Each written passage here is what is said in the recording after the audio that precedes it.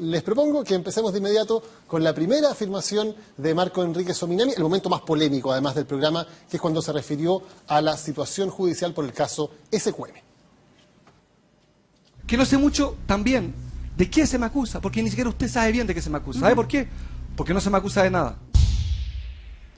Ahí está la frase, uno de los momentos tensos del programa. ¿Qué dijo Marco Enríquez Ominami? Revisemos la frase textual que vamos a chequear en este momento. No sé mucho de qué se me acusa.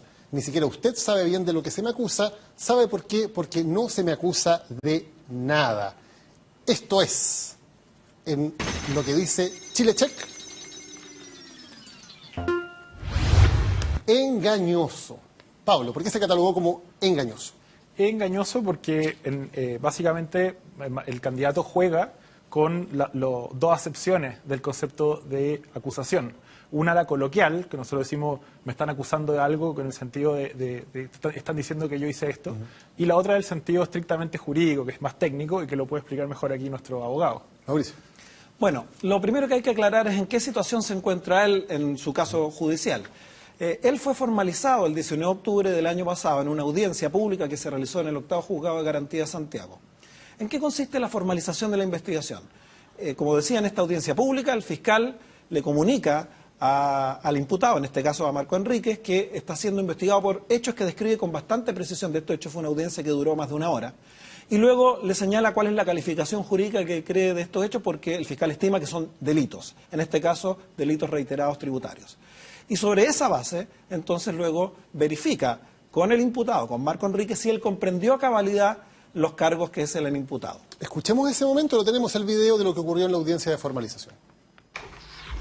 Bien, ¿los imputados comprendieron los hechos de la formalización? ¿Solamente se lo entendieron? Sí, comprendido. ¿Sí? ¿Abogados, alguna precisión al respecto? Sí, señoría. O sea, él entiende los hechos, pero no estamos diciendo que lo que dice es falso. ¿Por qué no decimos que es falso, Mauricio? Bueno, hay que entender que en este punto, básicamente, hay que hacer distinciones en nuestra legislación, pero para que la gente no se complique, y yo creo que este es el problema de esta frase, que hay un poco juego de palabras, el objetivo de la formalización de la investigación es que él pueda defenderse. Él, conociendo con cabalidad los hechos que se le imputan y el delito por el cual se imputa, él pueda realizar actividades de defensa en su favor. Él claramente los conocía, como vimos ahí, y su abogado también. Sin embargo, el caso no ha terminado. El fiscal tiene que seguir investigando hacia adelante y hay un punto en que el fiscal tiene que cerrar la investigación. Nuestro Código Procesal Penal señala que cuando la investigación se cierra, recién ahí el fiscal tiene que tomar una segunda decisión. Si es que quiere llevar al juicio oral cuando cree que tiene un caso sólido donde puede obtener una condena, o si es que decide parar el caso. Si es que decide llevar el caso a juicio oral, lo tiene que hacer a través de una fórmula, que es técnicamente lo que se denomina acusación, que es un escrito. Entonces aquí está el juego de palabras. Coloquialmente todos entendemos cuando a una persona en una audiencia pública se le formulan cargos, básicamente se le está acusando. Y de hecho él ha ocupado ese lenguaje de acusaciones en otras declaraciones públicas previamente. Entonces, una cosa es lo que ocurrió de hecho, que es efectivamente una persecución penal en donde se le imputan cargos, ¿cierto? Otra cosa es que técnicamente va a llegar otro momento donde se presentará eventualmente ese escrito. O sea, él sabe de lo que se está hablando, evidentemente, cuando se le plantea la pregunta, sabe perfectamente de lo que se está hablando, pero técnicamente, jurídicamente, no ha sido acusado por la Fiscalía por estos hechos. Exacto, y hay que tener presente en todo caso que mientras no se dicte una sentencia, evidentemente él está amparado por la presunción de inocencia. Por supuesto. Revisemos entonces la frase para redondear de Marco Enríquez Ominami. No sé mucho de qué se me acusa, ni siquiera usted sabe bien de lo que se me acusa. ¿Sabe por qué? Porque no se me acusa de nada. Y según Chile Check, lo afirmado por Enríquez Ominami es engañoso. Y vamos a revisar otra frase de Marco Enríquez Ominami. Ahora hablando sobre el tema del proyecto Dominga. Marco Enríquez Ominami se mostró a favor del rechazo del proyecto Dominga y argumentó citando el Acuerdo de París para combatir el cambio climático. Escuchamos. En París firmamos como país un compromiso mundial contra el cambio climático, que supone que el crecimiento económico no se puede hacer nunca más a costa de nuestros recursos naturales, de nuestro pueblo. Ahí está entonces lo que dice Marco Enríquez Ominami. ¿Revisamos la frase? Ahí está. El Acuerdo de París supone que el crecimiento económico no puede ser nunca más a costa de nuestros recursos. Y en Chile Check decimos que esto es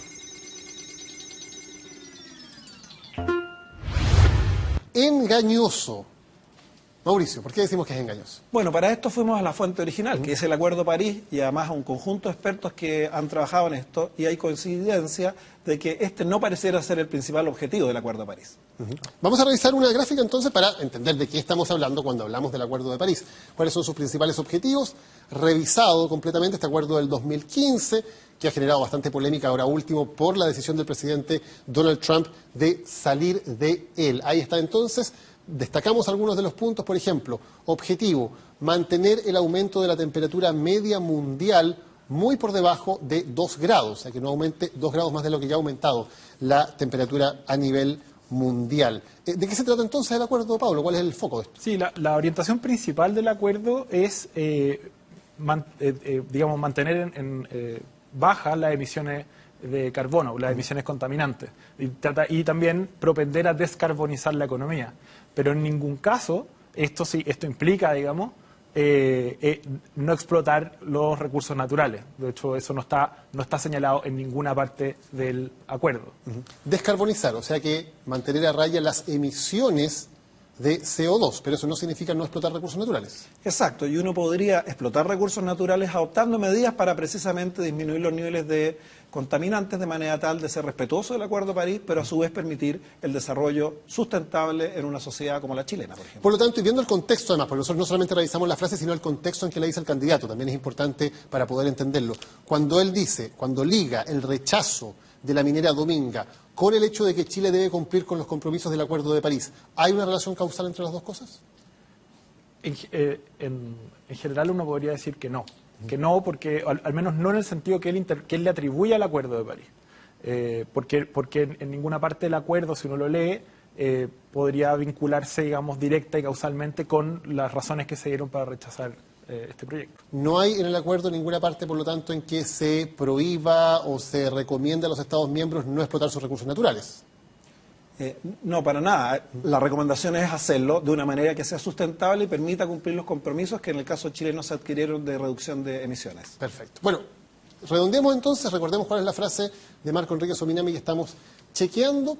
En París firmamos un compromiso mundial contra el cambio climático que supone que el crecimiento económico no puede ser nunca más a costa de nuestros recursos naturales. Esa es la frase y por las razones que ya han expuesto aquí tanto Pablo como Mauricio y por la revisión del Acuerdo de París, hablando además con especialistas en el tema, es que Chile-Check define que esto es engañoso. Pusimos engañoso en vez de falso, y eso es importante aclararlo, porque la forma en que está propuesto deja ciertos espacios de ambigüedad que más bien conducen, digamos, al engaño que a presentar una frase directamente falsa. Claro, digamos, hay una definición, que es una definición además que está chequeada internacionalmente también en términos de este tipo de proyectos. Engañoso significa, la afirmación se basa en datos certeros, pero intencionalmente o no, estos han sido manipulados para generar un mensaje particular. Esa es la definición entonces, Mauricio. Así es. Perfecto. Ya, ahí están.